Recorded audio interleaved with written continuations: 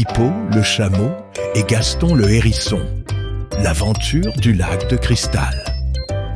Dans une forêt enchantée, où les arbres chuchotent des secrets et où les fleurs dansent sous la lumière de la lune, vivaient deux amis improbables.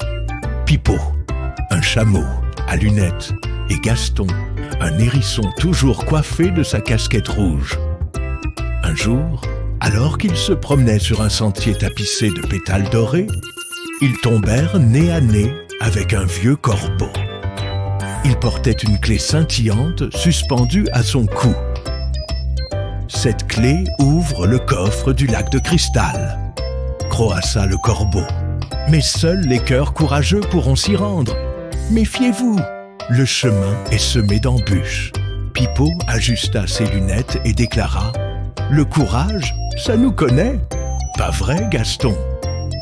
Gaston, bien que légèrement inquiet, frappa la visière de sa casquette et répondit « Absolument, nous irons ensemble. » Le premier défi, le pont des brumes.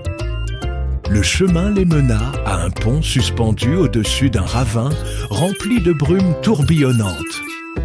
Les cordes grinçaient sous le vent. « On peut le faire », murmura Pipo. Il s'avança prudemment, mais son grand corps faisait tanguer le pont. Gaston, avec son petit gabarit, le guida en posant sa patte sur une corde stable. Ensemble, ils traversèrent, leur amitié leur donnant la force nécessaire. Le deuxième défi, la forêt des échos. Plus loin, la forêt devint sombre et les arbres s'entremêlèrent pour bloquer la lumière. Chaque bruit résonnait comme un rugissement. « C'est effrayant, mais on doit avancer », dit Gaston en serrant sa casquette. Pipo, d'une voix douce mais ferme, chanta une mélodie apprise dans le désert. Sa chanson apaisa la forêt et les échos disparurent. Le lac de cristal.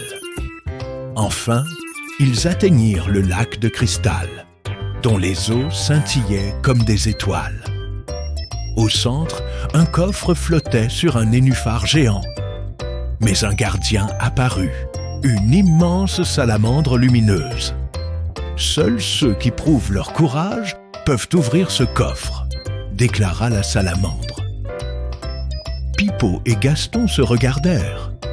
Ils racontèrent leur traversée du pont et de la forêt, mais insistèrent. Ce n'est pas parce que nous n'avons pas eu peur, c'est parce que nous avons avancé malgré la peur. La salamandre sourit et le coffre s'ouvrit. À l'intérieur, ils trouvèrent une fiole d'eau magique. « Cette eau est la source du courage, » dit la salamandre. « Mais vous n'en avez pas besoin. Votre cœur est déjà assez fort. » Ils repartirent fiers et plus proches que jamais, convaincus que le courage ne signifie pas l'absence de peur, mais la volonté de continuer malgré elle. Et depuis ce jour, Pipo et Gaston racontent leur histoire à quiconque en a besoin pour trouver un peu de courage. Fin.